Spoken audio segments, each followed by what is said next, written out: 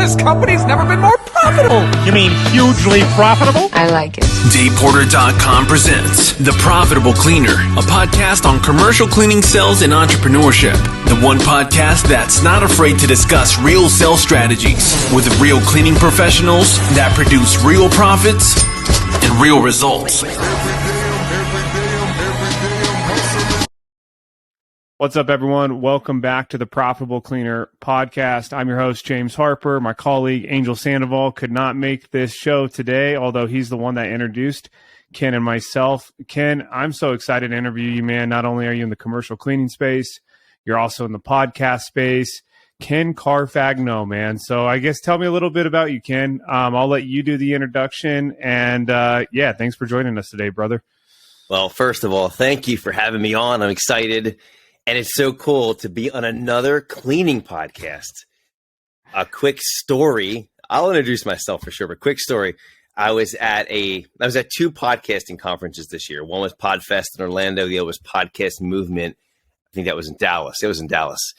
And in both cases, one was a 1,500 to 2,000 person podcast list. The other was about 2,500 people. In both situations, I was the only cleaning podcast. And so I'm in a lonely world, but I know there's some others, some other newcomers, Profitable Cleaner. This is really cool. I'm excited to have you partnered up in this space. We can reach more people together than separate. So I'm glad to be here. My background / introduction is I'm just a guy who loves my family. We're a Christian family, and I always wanted to have a career that made an impact. And I have a background where I'm really good at math and science and art and creating things. But my teacher said that you're really good at math and science, and you can't make any money at art and creating things. So why don't you go be an engineer? I said, okay, I'll go be an engineer. And I did that. I graduated from Penn State University. Oh, man, I'm going to date myself here. The year 2000, got a job with General Electric right out of college in a high-profile leadership development program, Corporate USA, Fast Track. I had met the entire corporate board of directors at GE, including Jack Welch, who was the then CEO, legendary CEO. So I was like on this fast track that because I was in inner rooms very early, I saw the inner beast of a giant conglomerate, and it like tore my heart out about the family element of what I wanted. And nothing against the good company. I just saw things that in my own core values, it didn't align. And it took me a few years to realize that as I was a young guy in my 20s, probably not much younger than you are right now. You're a young guy, probably in your 20s, looks like. Appreciate it, man. Yeah. 33, man. So you look like you're about 26. Good, man. I'll keep that. Yeah, definitely. But I remember being in that place, and it took me a little while before I realized that I was not congruent. I was not in a place that was congruent with my values. And it just took me some time. Ended up losing that job because I was a moron and didn't show up anymore. But we had started side businesses. One of those my wife started was a little stupid little dinky cleaning company where we're going to start cleaning apartment complexes and houses and real estate. And it just, when you got nothing else to do, which is what I was forced with a baby at home, like, we better get my butt in gear and get some cleaning done. And cleaning makes some money. It pays the bills. I did not expect it to lead to a now 16-year career. And even more recently, 2016, 17, 18 started, I didn't know there was a Facebook world of cleaning company groups and stuff. So during those years, after a decade of doing it on my own, started helping others in the industry and realizing that there was an industry. I wasn't part of any associations, just did what I had to do. And then in the past 3 years, started a podcast. And I have found my place, man. I found a place where I can make a difference to help others, just to help them find their purpose, their why, discover some of those hidden gems that they maybe have buried over because they're just like so deep in the grind. They don't know what they're trying to do next. So it's given me a format, and then you probably can relate to this. I'll just share this final thing. The podcast vehicle, tool, whatever you want to call it, it's given me a place for all my creative ideas to get out of my head. Yeah. And to put them somewhere, and I can just share them with the world and let people hear them that want to hear them, and it gets it off my mind. And I just, cool. That was something I've been thinking about for 6 years. Why don't I just talk about it, and it's over. So it's been a great vehicle for doing that. And so anyone that's hearing this that has listened to the Smart Cleaning School podcast, just know that I really appreciate you listening. And I really appreciate you listening to this show as well. It's vital that we in this industry stick together so we can grow larger together. Totally agree, man. I think that's awesome. That's a great story. So many stories are similar to yours where no one raises their hand early on in life and say, hey, I want to be in the janitorial industry, right? It's often overlooked. It's often judged. There's a lot of misconceptions outside looking in. And then once you become part of the commercial cleaning industry, however your path takes you there, you figure out, wow, there's great opportunity to grow and make money. There's enough challenges along the way to challenge you to grow personally and professionally. And then it's a great people business. I will tell you this, I'm a unique one in our industry. I've never owned a commercial cleaning company. We're strictly just janitorial sales. That's where our background came from. Ended up creating this podcast, getting to speak with smarter people like yourself on this show. And then we fell in love with the people of this industry. And I think that's where the specialness is. I think that's why the Smart Cleaning School, like we do need more people talking and kind of elevating the image of our industry, because there is a specialness to it that I think gets overlooked outside looking in, man. So I have so many questions to ask you. I'm just going to jump right in here. Well, can I throw something in real quick? Please. So Angel warned you about me, right? Because we're going to go. No, dude. We're going to go. I have no clue. I literally have no context of you except for the hour of research I did on LinkedIn prior to the show, man. I don't use LinkedIn. Yeah. I need to. I got a great piece. There's a episode I did, an interview with a common friend of ours, Mr. Regalado, right? Mr. Ricky Regalado. Yeah. And he's a firecracker. The guy is just like always on. He's so excited to listen. And there was a story he told, and it was pre-pandemic all the way through. I mean, he was in the business from 2012 through now. I've been in since 2005. And from my 2005 and his 2012 until about 2018, 19, before the pandemic. So you go to a networking meeting or someone asks you, so what do you do? Yeah, I'm a cleaner. Yeah, I do cleaning. I do toilets. And you hear the voice kind of, it tails off. You're like, and some people have more confidence. I'm a cleaner, right? And then Ricky said he started going to network group meetings after the pandemic when everyone, all of a sudden, the spotlight, like people like Mark Cuban started talking about cleaning on national interviews, and people like, did he just say cleaning? And so now Ricky's going to meetings and he's, what do you do? I'm in cleaning. It's exciting. Things are growing. Like, oh man, you're in cleaning. That's amazing. The perspective has totally shifted as a result of the pandemic. And I don't know what will happen in 5 years if we'll be forgotten again, but it's really cool. For anyone listening to this right now, 2022, closing off and going into a new year, 2023, this is an amazing time to be in the industry. More people than ever are coming into the industry. And this is a great show, this podcast, to really plug in and learn how to grow a business. I appreciate that, man. I think with the new people joining this industry, so I was originally in crime scene cleanup pre-pandemic. That's actually, and which kind of led us into janitorial. And then the pandemic happened. And then obviously we saw the boom after that. So I have this weird evolution into the industry, but with new people coming in, I think it's even more critical for us to kind of place what I would call good principles, good value system out there within the industry. It's kind of a sacred industry. If you think of it, janitorial, there's always been the janitor in every single building, the guy with the keys, the old guy with the mop and the bucket. That's like what a lot of people envision.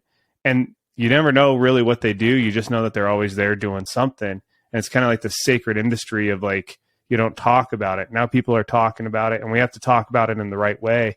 and then we have to define what the right way means. So I think people like yourself are doing a good job about that. I want to jump in. You talked about you're a family man, you're a Christian man, mentoring. What's your shirt say? Mentoring the future of young men. Yeah, the future young men, the Royal Rangers. Yep. I love that, man. Why is that important to you? And then how does that actually propel into your business? Because we talk a lot about mindset and values on this show.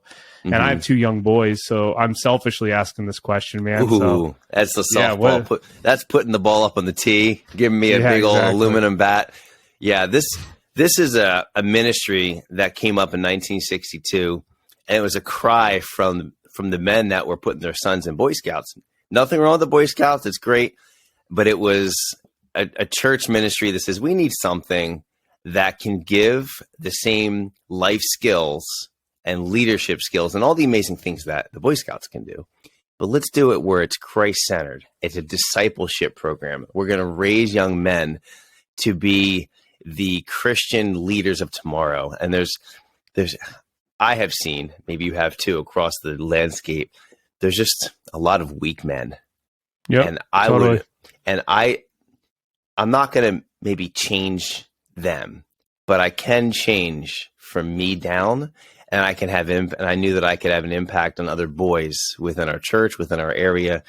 And so I found this friend of ours up in New York. Shout out to Gary and Andrea Robinson if they ever hear this, but they introduced us to the Royal Rangers. I'm like, yeah, let's check it out. Brought my then son, Kenny. He's still my son, but he was then 6, still my son. And at 6 years old, he came in and he started going through, a shy young boy and kind of not afraid of his shadow, but just very quiet and not as confident. And through, we have 4 sons in the ministry now, and we have it, and our church is very active. We have like over 30 boys, and we have a full slate of men volunteers. We're teaching them leadership, survival skills, camping, outdoor stuff, and then a Christ-centered discipleship. So we're growing them. But I've watched this in my son over the years as he's been given opportunities to lead, to manage, to grow, to be out there in the wilderness on his own and learn how to survive. These kind of things have transformed him into a strong, confident young Christian man that loves Jesus with all of his heart and soul. And he's pursuing purity. Like, he's doing things the right way. He's an entrepreneur thinking. He's the editor of our podcast. And he has achieved, I'm so proud of him, but in the Royal Rangers, it's about 15,000 members across the country. It's in every state and over 95 countries. But just here in the U.S., he is raised to the level of it's called the National Scout. He's one of 8 in the entire country. It's the highest level of boy leadership you can achieve. And he's done every level. So he's one of 8 out of 15,000 through the process. So it's been amazing. And so how does that relate? In the tagline of our podcast, Smart Cleaning School, I say helping cleaning professionals make the impact that they were meant to make. So for me, I know I'm supposed to have an impact with developing men and other areas. Accountability is huge. I have men that have come to me for accountability. I've shared my testimony out there publicly, so it's not like it'd be a shock if you search my name. But I had a 20-year addiction with pornography, and I've been out of that for over a decade now. I can share that with other men, and they come and say, how'd you do that? I'm not promoting that right now, but it's like, these are things that I know I'm supposed to have an impact on. And so I can create a cleaning company that can support our family. It can make an impact in the community. Then I can have the opportunity to get to other men, invite them into the ministry I'm a part of, grow the business, be a local influencer, have a chance to make a difference, make an impact. And then you can grow a business to whatever size you want and create the level of freedom lifestyle that you can take the time, the money, and invest it places. Like, do I want to go sit on the beach and just lay around? Like, okay, yeah, I would, but but really what I want is to take that time and money. And aren't you tired of all the churches doing all the campaigns for a couple bucks? I just want to be the guy that just like $5,000 check, $10,000 check, write it, and no one knows I ever did it, and they stop asking for money for like a year. Just like simple things. That's why I build something like this. It's family first, but then what comes next? And then you can grow the business to whatever size you want. I love that, man. I think that's amazing. I think for me, in many ways, so my co-host Angel, who's on here, we connected years ago because we said sales saved our life. Literally, it saved my life. So you're a recovering porn addict. I think that's awesome that you can be so open about that. I'm a recovering alcoholic and addict, right? And have 15 years sobriety. And so I got sober very young. Good job. Thank you. Appreciate it. And was facing prison time at 18 years old. And sales saved my life because I have a felony on my record. I have 2 DUIs. You know, I mean, I go apply for a job anywhere outside of sales. I mean, I have a tough time, but sales doesn't give a shit. They're like, hey, you got some hustle and some initiative. You can go, we'll give you a shot. And it gave me a shot. It saved my life, which transformed me into, or which propelled me into business, which once business happened, it was a vehicle for freedom, for impact, and for serving. And I think anyone listening to this, if you've listened to multiple episodes of the show, we have people like yourself on that don't really talk business as much as we talk our personal journey, because without being the best version of you, you're not going to have the best version of your business. And someone on the show said something that just knocked me in the teeth. Says, you're only as sick as your secrets. And I know that there's people listening to this right now, business owners, and I want to get your thoughts on this. You know, we all struggle with whatever we're struggling with. Maybe it's an addiction of some sort. Maybe it's just, you know, we're in a bad marriage, bad relationship. How do you overcome your demons to impact not just your life, but how does that, or how do those demons, how do those secrets impact your business? And what have you done in the past? Because it sounds like you've overcame some things to break free from that. And how has that changed your business? I think this is a very deep and multidimensional question.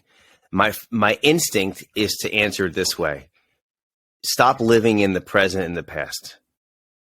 Like, you got to think about the future and what it is, what legacy do you want to create in this world? What ripple do you want to make in this world? When I thought about when I was in that sickness, and that was an awesome quote. That was a really good quote. It kind of reminds me of like characters who you are when no one's looking. It's what are you hiding? Yeah. And people that you can just tell there's something bothering them. There's like a cloud. There's like a blackness. You can feel it, but they won't share it and they won't open up. They won't admit that there's a problem. I mean, all the 12 steps will say, you got to admit there's a problem. Yep.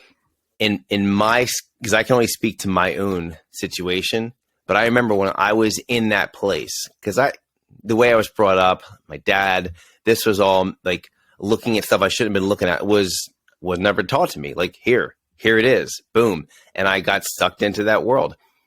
But again, when I went into that ministry, 2011, I was right around that time when I broke out of this addiction. I wanted to be pure. And I'm looking at my son and knowing I'm having my second son was on the way. And I'm just starting to think ahead. And I'm thinking of the conversation that I never had with my dad. Hey, son, this isn't, you shouldn't be doing this. One day you're going to marry an incredible princess that you're going to want to honor and you're going to cherish and you're going to want to be the man that she can respect. I never had that conversation with my dad. He never taught me that. He taught me something totally different. He taught me more of the frat scene, you know? And so, big surprise, I ended up in a fraternity before I became a Christian. And I never became an alcoholic, but I spent a lot of time doing the same things. So I was thinking ahead. I will one day have a conversation with my son. He'll come to me, hey, Dad, what do you think about this? And I want to be able to tell him what I believe and be accountable, have the character to know that I'm also free in that area. I don't want to tell him one thing and be a hypocrite. And so looking ahead, I'm thinking, I've got 5 years. I want to be a different man than I am right now. Mm-hmm. And so, yeah, I've got issues, but I want to be a different man than I am right now. I want to be a different man, legacy-wise, for my son, for my other. I didn't know I was going to have 4 sons, But I remember sharing my testimony at my church and right during the pandemic. Actually, right before it, February 2020, at a men's group in my church. They asked me to share my testimony of overcoming 2 decades of pornography addiction. Men in that room, it's 70% of men in churches are struggling with this. Everyone, including churches. And my son at 15 years old was sitting in that audience listening to his dad's entire story, proud of his dad, knowing that I had broken free of it. And since then, I've been able to be an accountability partner to my own son, knowing that I'm not a hypocrite. So the answer, I think, has to do with the legacy piece you want to become and you want to leave, and let that be a fuel for you to say, number one, I have a sickness. Like, just get it out there. This is another little anecdotal story. I'll tell it quickly. I was once leading a men's group on Zoom through it was like a dad's podcast, and they had all kinds of dads together, all different faith, mostly, most secular and stuff, but some Christians.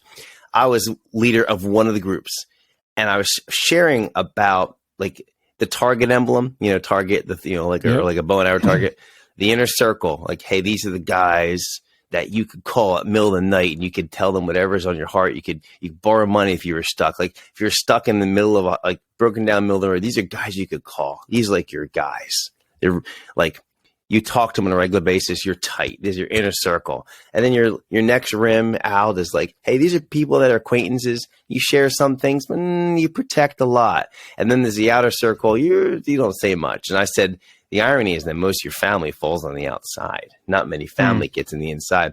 And I'm just like, so here's me. I got this guy. I got like 3 guys on my inner circle right now. I probably could grab a few more. I got to work on that. So how many guys have, how many do you have? And I went around the group of 10 people. The whole group, one of them said one person. Everyone else was 0. Wow. And so men don't have men on the inner circle. And so the question I think you're asking is, how do they come out of that? They need to first have someone they can share it with, that they truly trust with their heart, with their emotions. And then they say, hey, I got to tell you something. And they have to admit it. And once they can admit it and they have a future legacy goal, I think that's part of the formula.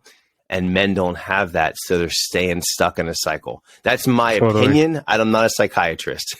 Yeah, man, I think that's so well said, though. And you might be listening to this right now and be like, okay, what does this, how does this cleaning? My cleaning business. And it's like, well, we realize that our business is often a reflection of us and who we are and where we're at. And when you start to kind of view that your business as such, you're like, oh, okay, I don't like my business because of XYZ. What's happening in your life to where that might be creating that XYZ image looking back at you? And it's that cold water moment where it gets like splashed on your face and you're like, okay, damn, this is all success and all failure falls on me as a business owner. And that's why my business partner and I, Angel, are so aligned when it's like, you have to be the best version of you to have the best version of your business. And then you have to be the best version of you to show up as a leader every day when you're leading people. And we know in the cleaning industry, it's a people-based business. You're going to be put in a leadership position. Let's talk about some business X's and O's, if you will. Sure. How many people do you lead right now? And I guess, how have you evolved over a leader over the last probably 10 years, just kind of transforming from what your wife was just some side cleaning business to now what you have? Yeah, that's a great question. Leadership is the absolute best indicator of the growth of your business. I mean, all of the leadership books out there, everything talks about, if you think you're a leader, no one's following. Well, check yourself again. Your capacity of growing a team is your capacity to lead. And I sucked at it. When I first was beginning the business with my wife, I was solo cleaning, and I started growing fast in 2006 and 2007. And so the answer to growing fast was, well, I need people, but I didn't have any leadership. And so I sucked. And I got up to 5 part-time people that I couldn't lead. And I took anyone that had a pulse. Like, are you breathing? Yes. You know what a sponge is? Yes. You're hired. Do you have a car? Yeah. No, I'll pick you up. Where's the bus stop? Like, I was completely dysfunctional, and that didn't last long. I wasn't that sharp, but I was a young dad, and I went back to working solo, spending time with my kids, being a part of a ministry like this. I was learning leadership in different, and I had opportunities to implement it in my family first as a husband, as a father. I noticed that I was less controlling. That was the biggest piece of leadership for me. So I went back to solo cleaning and went into that kind of corner for quite a while, for 15 years. And I created a whole brand and niche and a expertise worldwide as the number one solo cleaner in the residential cleaning market, out selling courses, and I'm still helping people today with that. And then I shifted we sold our first company in New York in 2018, all solo, moved back to our hometown of Philadelphia. Yeah, we sold a solo business. It was really profitable. I was working 2 days a week and I was making $60,000 profit. Nice. So that was a very sellable commodity. And then we moved back to our hometown because of family, which is awesome. Started a new cleaning business, doing all this stuff with podcasting and membership groups and whatever can do to influence, learning to lead better there. And then I just decided to switch over to commercial cleaning fully in 2020. And I got to give a shout out to my main man, Josh Melton. I don't know if you know Josh. You got to get him. You got to get him on the show if you haven't already. So, episode 38, man. All right, Josh Melton is the man. Become one of my best friends. He's been on my podcast a dozen times because he was responsible for coaching me through the entire transition, and he's still coaching me today every week. And he's been helping me to create the business model that he teaches in the 6-figure cleaner. Yep. And I've learned how to become a better leader. He's taught me a lot. I have a lot of the places I'm involved with has helped me. And then the biggest thing was in 2021. I needed something that would force me into leadership and get me uncomfortable faster. And that was setting a big family goal in July of 2021 that we were going to go to Florida for the month in February of 2022. And I certainly couldn't keep cleaning by myself a couple days a week and go to Florida for a month. And so I'm like, Josh, can you coach me? He said, yeah, I'll coach you. And he walked me through and helped me implement all the systems I needed over that time span. And in February, we went to Florida with about 10 locations being delegated out, about a $10,000 a month business. We had 5 part-time employees. 3 of them were temporary and 2 of them were like permanent, but really it was like mud against the wall, duct tape, so we could go to Florida for the month. And we did. And what I learned, and it's been the biggest leadership lesson I have yet, I learned to let go when I was gone. I could not be there to look at those buildings for a month. And I had to trust the people and check in with them, ask questions. But then I got back and I just felt a lot more peace. You know what? I don't have to look at every single thing every single time, because the level of cleaning out there, that people that are not listening to a podcast, they're not growing and changing their mindset and working in leadership. They're just the typical janitorial company. My experience in my area, maybe anyone else out there sees differently than I do. But from a level 0 to 10, where 10 is like exceptional cleaning and 0 is nothing, they don't show up ever, I saw a level of quality in the 3 to 5 range across the board.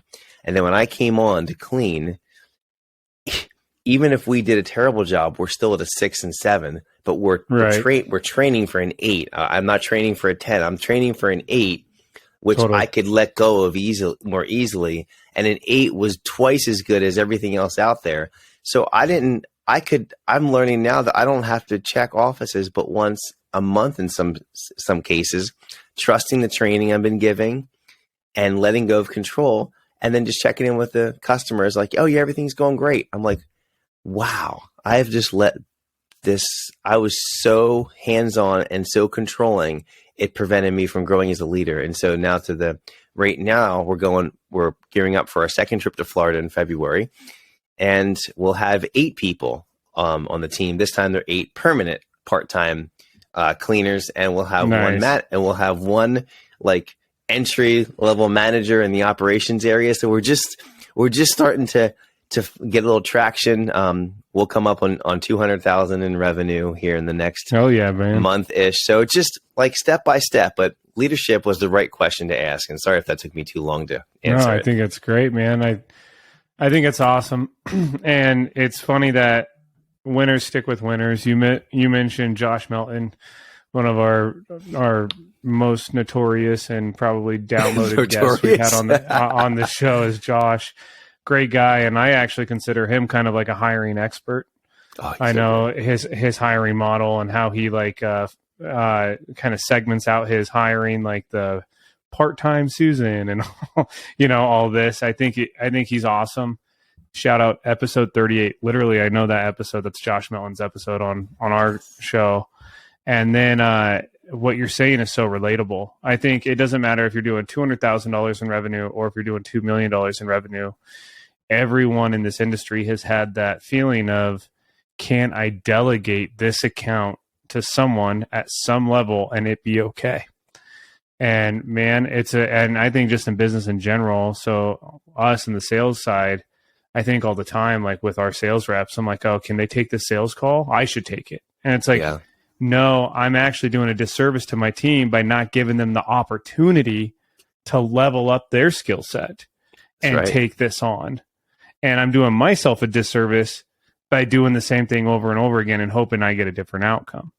I was sitting at lunch. I was sitting at lunch with a guy named Randy. I was going to give him a shout out. I will. Randy Moyer specialty food products out in the Harleysville, Pennsylvania area where I'm from. Shout out to him. I won't share his numbers, but he's in the multi-millions. And he commented on a Facebook post of mine. We ended up connecting for lunch. We're sitting together. He's sharing, I use the E-Myth philosophy. We grew our business from struggling a couple $100,000 to multiple millions of dollars. And I'm like, awesome. I told him the same story about the whole, I went to Florida for the month. I came back with peace, and like, I felt like I didn't have the control anymore. And I really felt like I could move forward with hiring great people because I trust people more, because I saw that even though there were a few temporaries in there, they still honored the core values that we set. I found the right people to put into the model that would maintain. And I shared that story. He said, what you just told me, because he'd crossed the threshold of multiple millions of dollars. He says, he talks to entrepreneurs all the time. He says, what you just discovered on your own is the hardest thing for any entrepreneur to ever get over. But once you get over that and you can let go of the control, then once you cross that magical point, you can now scale to anything you want. Until you can let go of the control, you will stay small. But once you learn, you take that fist. It's like that spider monkey story. You probably heard the spider monkey story. Oh yeah. Okay, once the spider monkey can let go of the fruit and let his hand out of the jar, now they can grow to whatever size they want. And so I felt so freed, like, Randy, thank you. I'm going to grow to $1 million now. I would never have believed $1 million because I couldn't see myself controlling $1 million. But I can let go to $1 million. It's a leadership. It's something that you teach in leadership, but it doesn't sink in until you do it. Does that make sense? Totally, man. Oh, dude, it makes total sense. And I know it's a constant struggle. It doesn't matter it doesn't matter what level you're at. You're going to have to let go of some control. So we just had our Cleaning Profits Mastermind back in November. And dude, it was a game changer. We had one of our, I don't want to say keynote speakers because he actually just did an open Q&A. His name's Alex Melgar, runs a $50 million facility management services company, and 80% of that or whatever is janitorial. And came to the U.S., no English in 2003, runs a $50 million company. It's like, I have no excuses. And his big thing was, 0 to 1 million, and he started literally just him and his cousin. 0 to 1 million, you just kind of grind it out. You'll learn the initial phases of leadership. 1 to 5 million, it's a different level of leadership. And then once you get to 15 million, all of a sudden you're bringing in lawyers, CFOs, investment partners, different type of leadership.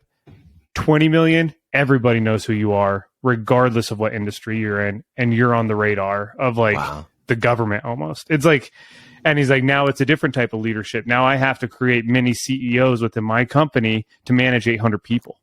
And I'm just like, geez. So he's like, the leadership is and what did he say? It was so good. Leadership's a journey, not a destination. Yeah. And I have to remind myself of that. So if you're listening to this, like, and you're struggling at whatever level you're at, it's like, welcome to the club, brother or sister. That was a really powerful kind of scale there, and showing how leadership is the defining point along the way. That was really cool. I think anyone can take that right there and use that and say, well, I'm at this much in revenue, and what's holding me back? Probably leadership is the answer to any question. Totally. Unless you're a solo cleaner, which anyone listening to this that's a solo cleaner, hey, hats off. I was that for 15 years. Leadership isn't, it's at that point, it's self-leadership, sure. Yeah. But it changes when you have others you're responsible for. How do you take what you can do and have others do it at a level that you're okay with, that still elevates the company, that still moves you forward? Because other people, they're never going to do it as good as you do. But like I discovered, everyone out, the competition is not really that difficult to beat. Yeah, I agree, man. And so if you find someone that can do 3/4 as good as you're still twice as good as everyone else. That helped me with the control piece. No doubt, man. I think that's really well said. Ken, I'm gonna do this, man. We got to have a second episode. We have to have that episode with Angel. We got to schedule more time here, man. I have to. We wrap up with 2 last questions. Okay. And I want to respect our tradition on this show, and I also know we have hard stops here coming up. So anyone listening to this who is, I'm going to rephrase this question a little bit. Anyone that's listening to this and they're bumping their head up against that ceiling. Maybe it's a personal ceiling. Maybe it's their business ceiling. I don't know, but they're hitting that plateau. What's one piece of advice that you have for them?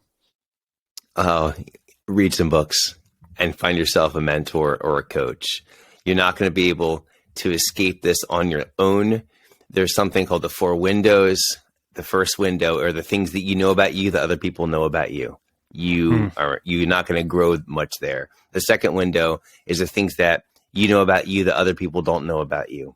Okay, that's for you to get better at. It doesn't help you in leadership. The third window is the things that you don't know about you that other people do. You need books and mentors and coaches to show you what you're missing. These are your blind spots. You need to have your blind spots illuminated and then be willing to receive that, take action on it, and grow. Man, that is so powerful. You said that's the 4 windows? Yeah, the 4 windows. I have an episode I taught on this on the Smart Cleaning School. I think I called it the 4 windows. Nice. Well, we're gonna have to look at that up, man. And everyone listening to this, we are gonna link the Smart Cleaning School. Oh, thank you. Along with your LinkedIn profile, Ken, just so people can follow you. And we endorse the podcast, Ken's podcast. So please listen to the Smart Cleaning School. Thank you. Last question here, man. Random box. We have a white box and a black box. Random questions in each. I don't know what they are. What box would you like to play question roulette from? We'll go with the black one. Yeah, I'm telling you, 95% of people on this show go with the black box. It's so funny. All right. There it comes. Okay, if you could instantly become one, what would you want to become an expert in? So basically, if you could become an expert in anything, what would you want to be an expert in? Is there multiple choice or whatever I want? Whatever you want. Man, I'm just going to keep it real basic for me. I just want to be an expert at being a great father. I mean, Amen, nothing more important than the next generation for me. I'm working towards that status as best I can. Well said, man. I think that's awesome. I got the feeling just from looking at you from afar that you are leading a good family and a good company, man. So thank you for inspiring, and thank you for all the knowledge on your podcast today, man. Where can people find you? And we'll make sure that we do our own linking in the show notes. But yeah, if people want to check out Ken, where can they connect with you, man? Yeah, just go to the podcast. That's the best spot. smartcleaningschool.com. That's the podcast website. The podcast is linked on there. You can also find it on every major player. So go check it out. We have 350 episodes and counting. It's a super fun vehicle for me to share all of the thousands of ideas that come out of my brain. And there's been some really great interviews on there. Upcoming, the Angel and James show will be on upcoming. But we've had Josh Melton. We've had Ricky Regalado. We've had some stars from Ed Selkow was a great one. No, he's awesome. He's a legend, right? We've had some great ones from the residential. So the podcast is really designed to be an ambassador for the industry as a whole, to lift up others and to give people resources and show success stories of what can happen in both residential and commercial. Awesome, man. Well, thank you, brother. We appreciate it, and we're definitely going to have to do a second episode, man. I look forward to it. Thanks so much for having me on the show, James.